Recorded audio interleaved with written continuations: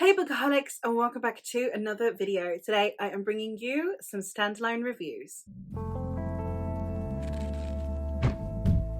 I have been working my way through trying to compile groupings of standalones reviews. I read quite a few standalones. I especially dedicated a decent chunk of my reading last year to reading standalones. And I do a lot of series reviews on here because it's so much easier for me to do because there's all these books that I need to talk about. But I have been sorely neglecting my standalones. So I have been grouping them into subgenres. I thought it would be an easier way to go about chatting about some standalones, but also not just doing one video dedicated to one book. So I'm going to be doing 5 in each of these videos, and today's video we're going to be talking about 5 of my historical fantasy books that I have read. I figured since it's historical fantasy, a fun way to do it would be in chronological order. So going back to the 1500s, we have The Bird King by G. Willow Wilson. This is one that is set during the fall of Granada, which was the last Moorish holdout on the European continent and within Spain. If any of you have any interest in history, you may know of the Alhambra of Granada. It used to be one of the 7 wonders of the world, I believe, and it is a huge palace that is Moorish that is still about in Granada. It's beautiful. You should check it out. It is following one of the concubines of the last, I don't know if he's a sultan or a caliph, I think he is sultan of the Alhambra of Granada. Is when he hands over the victory and therefore the keys to the Alhambra following its fall after it was besieged and his people were starving, and he decided to surrender so that he could save his people. We are following his concubine as she flees because the price to pay for the surrender was also to hand over their cartographer. That is because this cartographer could see and map out places that he had never been to. Therefore, it is deemed witchcraft or wizardry, I suppose, and therefore he is to be executed, despite the fact that he has been aiding these people for his entire life. And our protagonist deems that that is not an acceptable trade, that no one should be sacrificed, and that everyone should be able to walk out free. And following a confrontation with one of the nuns from the Catholics, she is determined to escape with her friend. Then ensues their search for this mythical place where they are searching for the Bird King. It's a story that weaves in myth from the Bird King legend into historical events. Some of the characters are real. The kings, queens, and emperors, sultans, everyone who is noteworthy of the historical period are real. The events are real, including the siege of Granada, handing over of the keys, the abrupt nature, apparently, of the sultan's mother, who top tier, absolutely love her. And this is a story that is, one,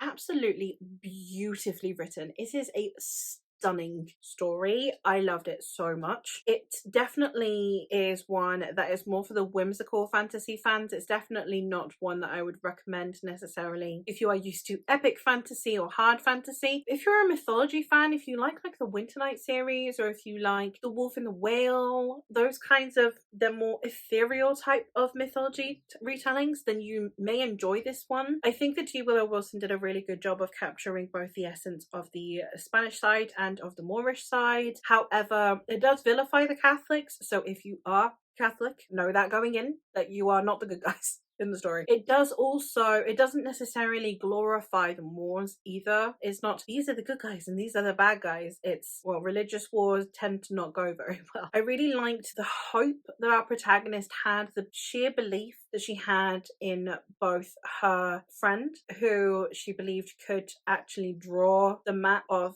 where the Bird King lives, and at the same time the resilience that she had. She'd never really been out of the palace, she'd never done anything really for herself, and yet she was out there traipsing across the country to try and help her friend. And the dynamic between the two was absolutely amazing as well. And just so many different things about the commentary within the story as well as the characterizations, all on this wonderful historical backdrop, were absolutely fabulous. We're now going to go into the 1800s. I have 2 books set in this time period. The first one is, we're going to go over to the now United States of America, and that is Conjure Women by Afia Etakora. This is set in two timelines. The first one is during the height of the slave trade. We have this young girl who is the daughter of the hoodoo woman, the healer amongst the slaves on this slave plantation. And we are also following the same girl in her adulthood as she resides on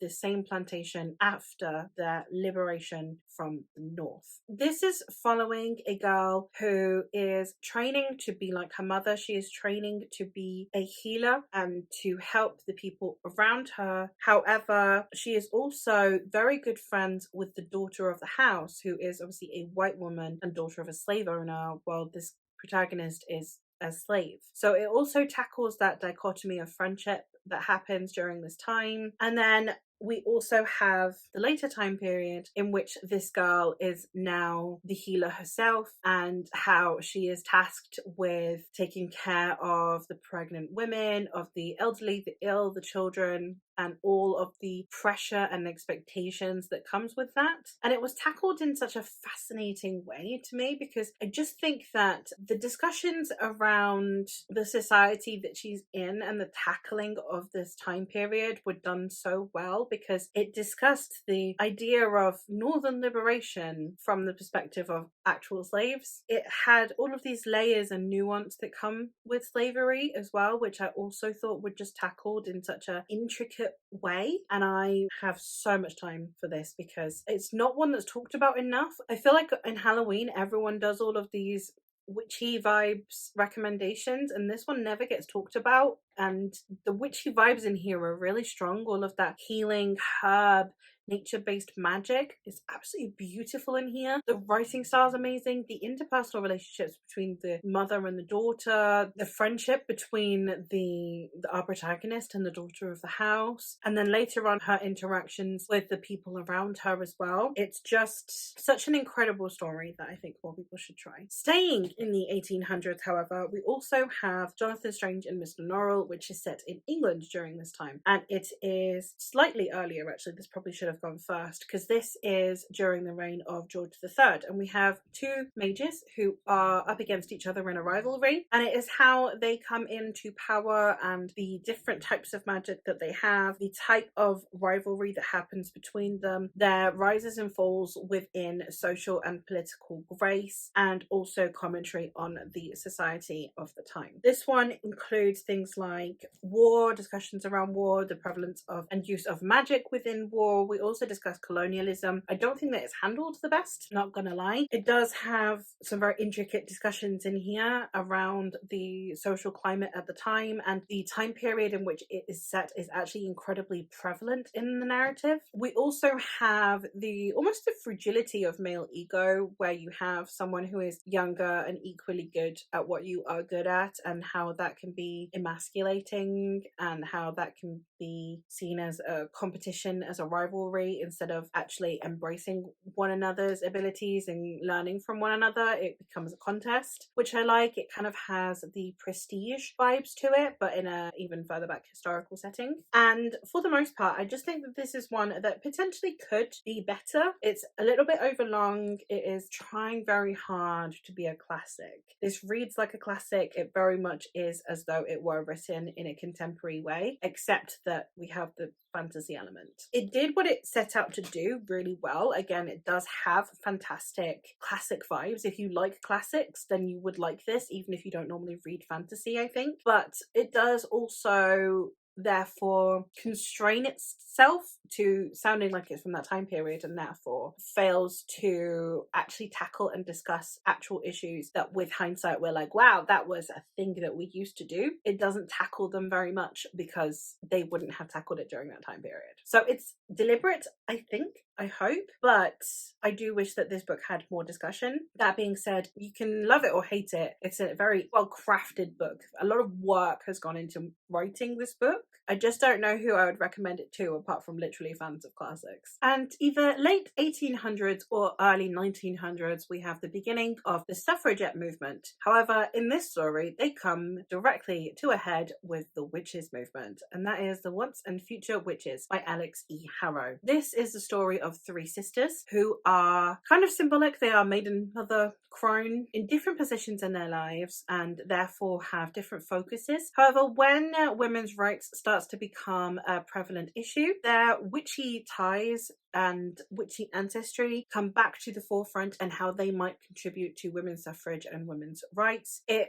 discusses a lot of things in a way that I think were really well handled. Amongst them was the criticisms of the suffragette movement, the elitism that came with it, the prevalence of upper class women who had a lot to lose, were kind of lauded for their impetus because they had so much to lose, as though poor women didn't literally risk their lives, and a lot of it being around diplomacy. And it wasn't until the later stages that we actually started having decent protests and more violent protests happening for women's suffrage. And I really like that it discussed, you know, the need for that. The initial start of the movement where people were just kind of like putting out leaflets and petitions and hosting kind of gatherings didn't actually do enough, because that's not how rights are won. People don't just hand you them. And the witches movement being in contrast with that, and it had so much more modern values woven in, including we have a trans character, we have characters of colour, and how little the suffragette movement was actually helping the civil rights movement, when they definitely should have been working in tandem, but they were more about one or the other, especially white women not really caring about rights outside of their own. So we have a lot of discussions around that. We have a lot of modern values in that, and given that it was written by a modern author, I actually don't dislike that. I think that's super cool, especially because we have it as a witches movement, so it is a fantastical element. It is the modern element. It's very much now, with hindsight, what should have been done. I appreciate the women back then were doing what they could do, and we would not be where we are without the suffragettes. And the book doesn't throw suffragettes under the bus like that. It's just more, actually, if we'd had the balls, we could have gotten so much more out of this deal kind of vibes, and I really like that. And the fantastical folkloric witchy elements in here were absolutely stunning as well. One of my favorite standalones. Absolutely love it. And the most modern of my historical fantasy is Gods of Jade and Shadow by Silvia Moreno Garcia. This is Jazz Age Mexico, and in it we are obviously in the 1920s in Mexico, which is still a very Catholic country. And we are following Cassiopeia, whose mother ran away with someone against her father's wishes. And then when her father dies, her and her mother then have to return to her grandfather, who accepts them back in, but with penance that they are basically treated as servants. And Cassiopeia is really done with being treated this way by her family. So one day when she gets left behind and everyone else gets to go out on some kind of gathering, she is cleaning her grandfather's office and she accidentally awakens a Mayan god of death, as you usually do when you clean your grandfather's office. She is then thrust into having to help this Mayan god return to the underworld where he presides over. Help bring about order again in the divine realm. And Cassiopeia and this god then have to work their way across Mexico so that they might find his body parts. That sounds a lot more weird than it is in the book. But this story very much tackles the rights of women during this time. It tackles the importance of freedoms that women were lacking. It tackles also the impact of colonialism and therefore having this Catholic country in this previously Mayan country, and you have the conflict that comes with the paganism versus the, at this time, contemporary values, I should say, of the time where you have the Catholic stoicism and this to forever be subservient and penance and cover your shoulders kind of feel. And it's how getting back in touch with the paganism, so going further back in time, would be more liberating than her modern day experience.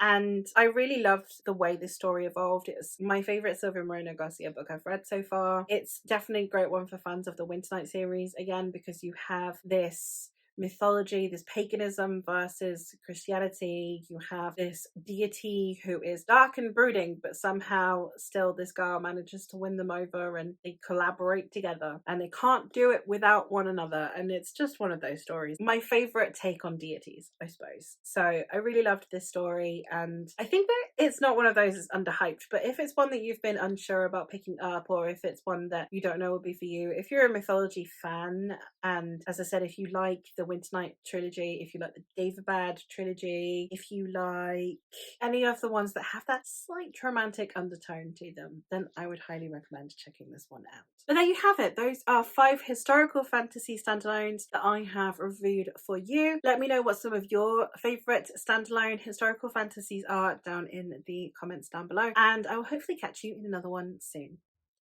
Bye!